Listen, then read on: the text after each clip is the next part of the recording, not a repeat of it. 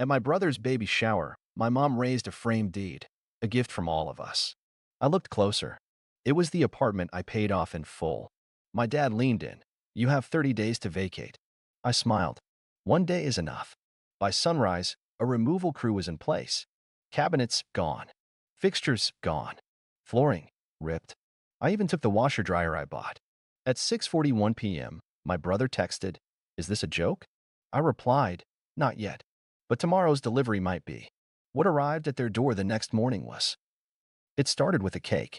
One of those fondant monstrosities that looks more like a gender reveal exploded at a Tiffany's outlet than an actual dessert.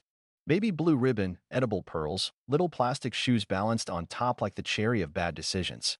My mom was standing next to it, beaming like she'd just solved generational poverty through themed desserts. I wasn't supposed to be here. Technically, I wasn't even invited. I got the address through my cousin. He sent it with a "don't shoot the messenger" text. The kind of family loyalty that could get you voted off an island. I showed up anyway, and I brought a gift. Nothing big. Just a vintage silver rattle engraved with the baby's initials, wrapped in navy tissue and tucked in a box I'd driven across town to pick up. It wasn't flashy, but it meant something. Turns out, they had something flashier planned. Without me. Because right before the cupcakes and after the pastel balloon arch collapsed for the third time, my mom clinked her glass with a fork and said she had an announcement. "Family is everything," she started. Which, if you know my family, is code for someone's about to get humiliated. Please smile for the cameras. She held up a frame. Gold-trimmed, tacky, just enough weight to feel serious. Inside, a deed. "This," she said proudly, "is a gift from all of us. To the new parents. The apartment. It's theirs now. Paid in full." Applause. My brother grinned. His girlfriend wiped away a tear.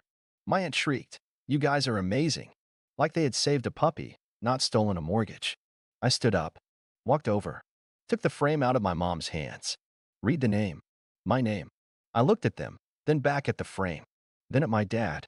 He leaned in like a used car dealer with a surprise upgrade. "You have 30 days to vacate," he whispered. I smiled. One day is enough. I handed the frame back, nodded to no one in particular, and walked out. Quiet. No scene. Not yet. By 5 a.m., the building manager had unlocked the front door. By 7 a.m., the removal crew was in place. By 9:30, everything they had brought into that apartment was gone. The flooring? Ripped. They paid for it. The crib, the curtains, the IKEA dresser with uneven legs, boxed.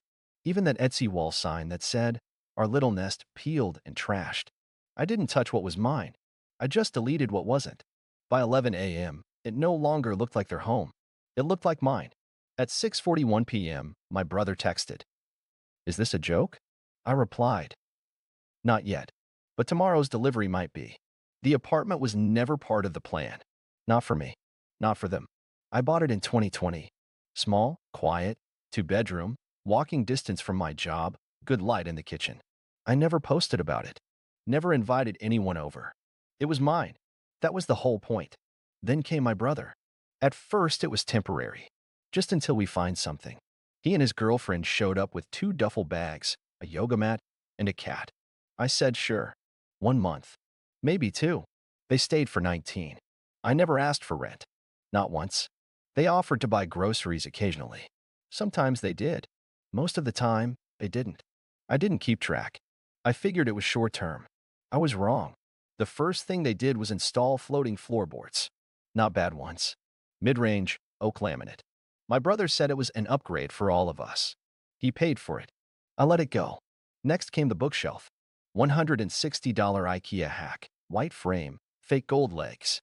His girlfriend posted a time-lapse of him assembling it with the caption, "Our place is coming together." I was standing behind the camera. Over time, their language changed.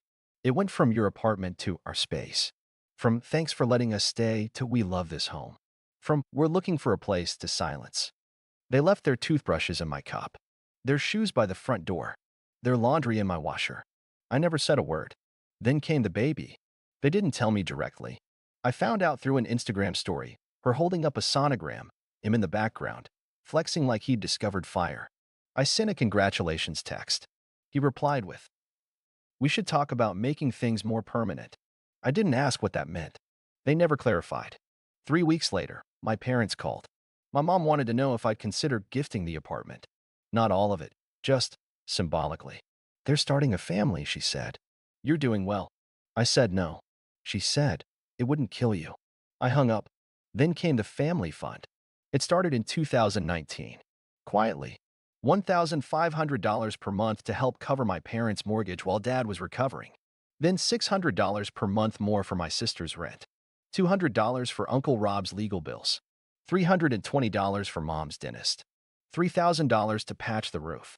I stopped keeping track after a while, but my bank didn't. Over 4 years. Family account transfers, $91,200. Apartment mortgage plus tax plus fees, $112,000. Furniture and repairs, $9,300. Food, utilities, incidental, $6,700. Total personal investment, $219,200. Total contribution from anyone else. My brother's flooring, $940. That one bookshelf, $160. A used blender, gifted from his girlfriend's mom.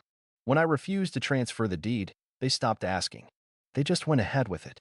3 weeks before the baby shower, my brother scheduled a notary appointment using a fake email under my name.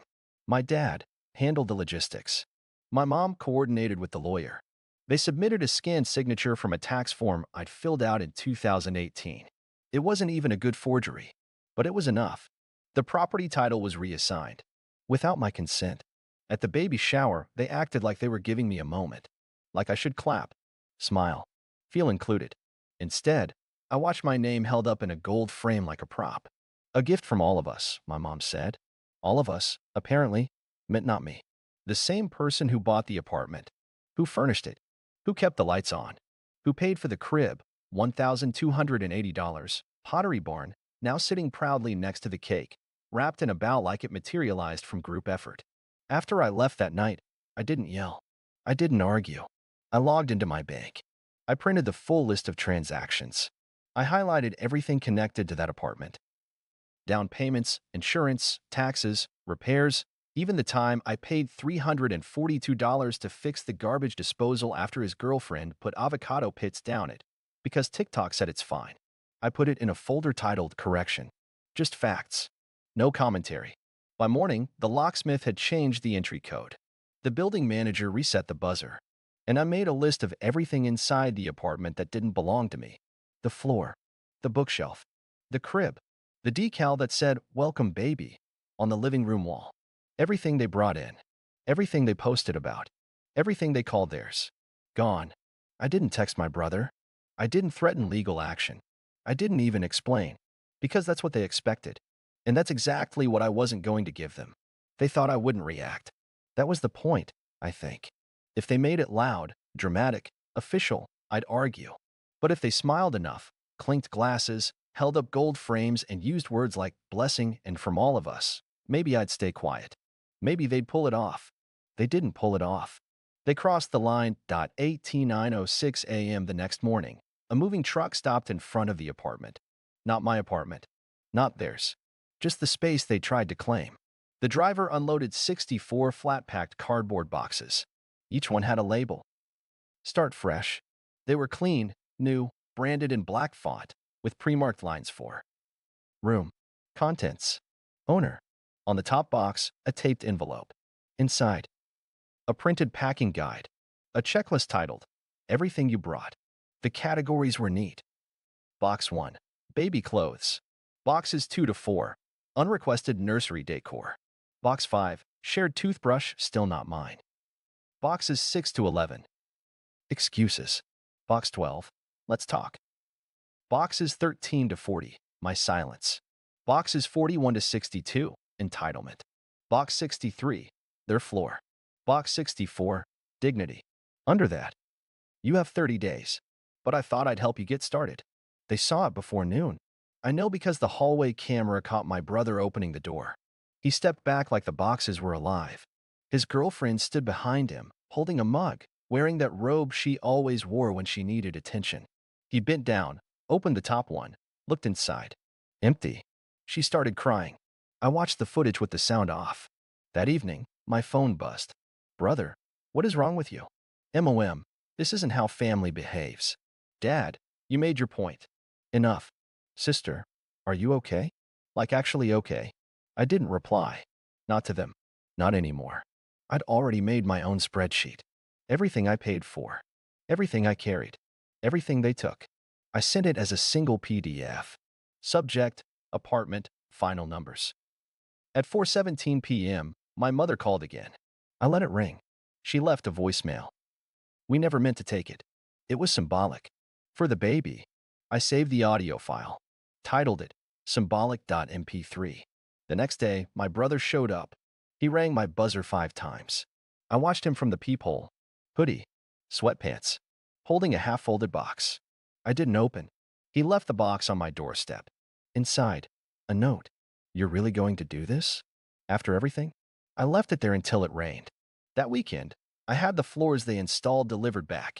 Every plank, every screw, every strip of underlayment. I labeled the box. Technically yours. Reclaimed. Included. Packing peanuts. A receipt. Paid by him. $940. A note. Rebuilding is easier with your own materials. They moved out in silence. No social media goodbye. No group chat drama. Just slow vanishing. By the end of the month, the apartment was mine again in every way that mattered. The smell of their candles, gone. Their coats from the hallway, gone. The baby name banner, folded and returned. No one ever asked for the 64 boxes back. I assumed they used them. 1 month later, my mom sent me a group email. Subject, family reconciliation. It had bullet points. Let's not let money come between us. This can still be a win for everyone. Forgiveness is a gift. Remember who was there when you needed help. I didn't respond, but I forwarded it to myself with a new subject line. Family rebranding. Then I archived it. The apartment is quiet now. Some nights, I leave the lights off and just listen. You can still hear the ghosts of their plans echoing in the walls. But ghosts are quieter than people and easier to remove. They tried being loud. Then they tried being quiet. Then they tried make. It started with a text from my sister. Let's just reset. No drama. No receipts. Clean slate. Then a call from my mom. Voicemail only. I know we've made mistakes, but you're the wise one. You always were. And then, my favorite, a message from my dad. Come to dinner. Let's talk man to man. They picked a Tuesday. I said yes. The restaurant was Italian. Mid-level. They thought the dim lights would make everything softer. They were wrong. I arrived second. They'd already ordered a bottle of wine. 2 glasses. I didn't touch mine. My mother launched first. We were under pressure. Then, everything was so chaotic with the baby. Then, we shouldn't have gone behind your back. But it was out of love. I let them finish their little soliloquy. Then I opened my bag. 3 items, quietly placed on the table. A USB, a manila folder, a single laminated sheet. My dad reached for the USB. I pulled it back. You won't need that. I've already emailed it. To your employers. And to the bank. My mom froze. I handed her the folder. Inside, a notarized termination of all co-signed accounts. A legal notice revoking power of attorney. A signed letter ending my monthly contributions. No fanfare. Just documents. I looked at my sister. You're off the insurance plan. Effective last week.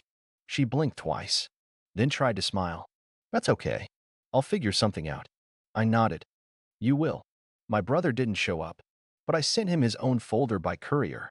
Inside, a bill for property use, an itemized spreadsheet of damages, a QR code to a Dropbox folder titled Resources to Get Started. Inside the folder, resume templates, cover letter samples, a mock LinkedIn profile, a short tutorial. How to apply for jobs when the free ride ends. That Saturday, I hosted a picnic, not for family, for ex-family. Park table, plastic cups, name tags with first names and job titles. Except no one had job titles. So I brought extras. Each tag said, Available, ask me about my skills. My aunt cried when she saw hers. My cousin pretended it was a joke. My mom said, It's confronting. I said, That was the point. Then I handed out folders. Inside each, one printed copy of a job board URL, one fact sheet, budgeting for grown-ups, one sticky note. You said I was the responsible one, so I'm helping you become one too. The following Monday, I filed a report with the police. Not a lawsuit. Not revenge. Just a notification of identity misuse and title forgery. The officer at the desk asked if I wanted to press charges. I said, not yet. By Thursday, I received an email from my dad's lawyer. Subject, concern about escalation. Body. Let's not destroy the family over some documents. We can work this out without legal involvement.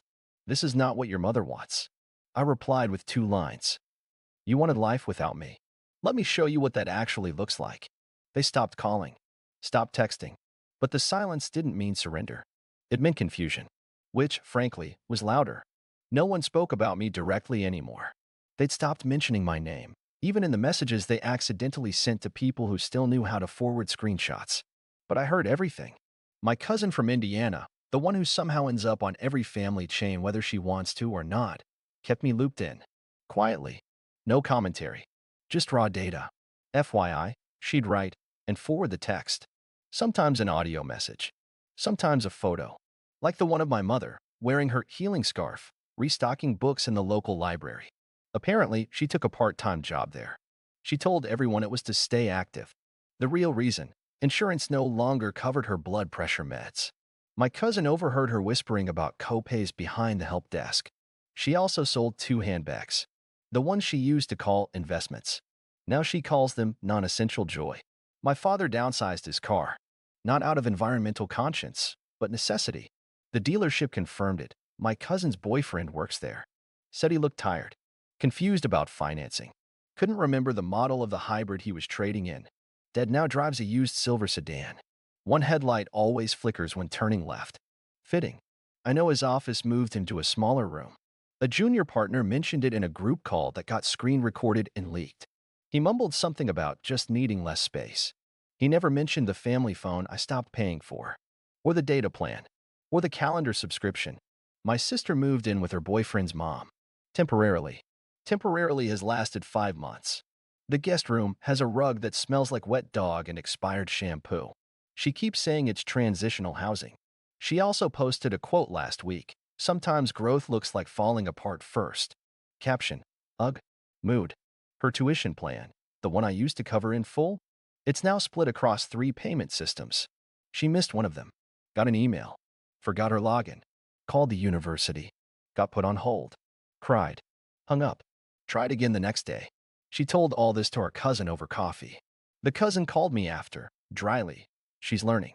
My brother hosted the baby's first birthday party in their own apartment.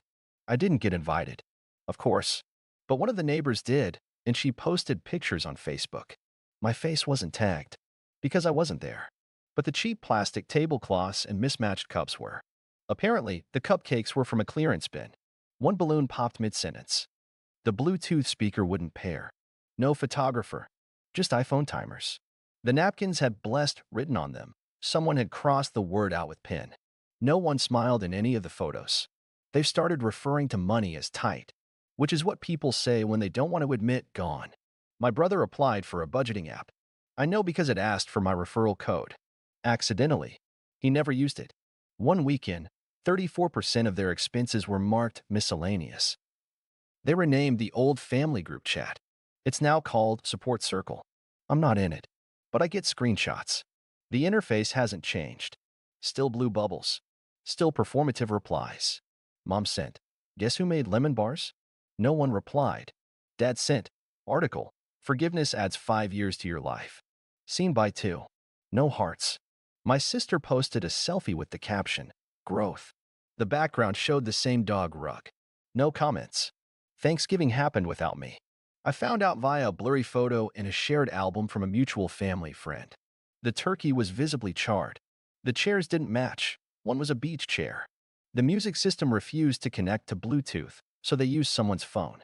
They'd printed a gratitude list and left it on the table. 5 blank lines. Only 2 had been filled in. One said, health. The other said, hope. The photo had no filter. It didn't need one. My cousin in Indiana texted later. It was weird. No one brought up your name. Not even once. That was the most telling part. Not that they missed me. That they had to try so hard not to. By the time they stopped pretending I'd return, I'd already rebuilt the floors. They were old. Loud in places. Crooked in others. I didn't realize how much they echoed until there was no one left to cover the noise. So I stripped everything down. Sanded, sealed, stained. New oak, matte finish. Warm, honest. I picked it not for style, but because it didn't apologize. I painted the walls next. Soft gray. Not cold. Not trendy. Just quiet. The living room lost 2 chairs and gained 1 reading corner. The kitchen got under cabinet lights. The laundry closet became a room. There were no witnesses to the process. No one asked for progress pictures.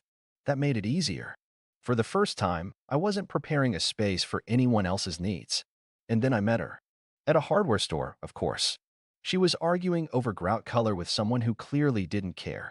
I made a joke. She didn't laugh. She corrected my punchline. Better than mine. We left with the wrong grout but exchanged numbers. Our first date was takeout on the floor, mine, freshly installed. She brought her own fork, said she doesn't eat from plastic. I respected that. She didn't ask about my family. Not once. Not until month 4. And when she did, it wasn't a trap. Just a question. I told her I'd been quiet quitting my relatives. She asked, did they notice? I said, they're still performing the loss. I just stopped clapping. She didn't press. Just nodded. Then changed the subject to paint primers. We built slowly. By month 6, she had her own drawer. By 8, her toothbrush stayed. So did the shampoo. So did the voice. By month 10, we were engaged. By 11, we were expecting. She said it like a weather forecast. Calm, clear, inevitable. I didn't cry. But I sat on the kitchen floor for 20 minutes afterward, holding the bowl she used every morning. It felt heavier. I didn't tell my family. There wasn't a moment that called for it. No announcement to ruin. No seat to leave empty. They found out through someone else. I got a text from my aunt. Congratulations. I guess. No follow-up. No address. No gift. Perfect. They didn't ask to be involved. And I didn't offer. Not out of spite. Just clarity. There's no space in a room designed for peace, for people who only know noise. Now I spend mornings in a home that holds still. We argue sometimes. Over small things. Grocery lists. Parking spots. But no one yells. No one disappears. When the baby kicks, she laughs like she didn't expect it. Every time. There's a closet full of hand-me-downs we politely declined. And a crib we built ourselves. Some nights, we sit in the nursery and say nothing. Because nothing doesn't hurt anymore. Silence has changed sides. It no longer means absence. It means enough.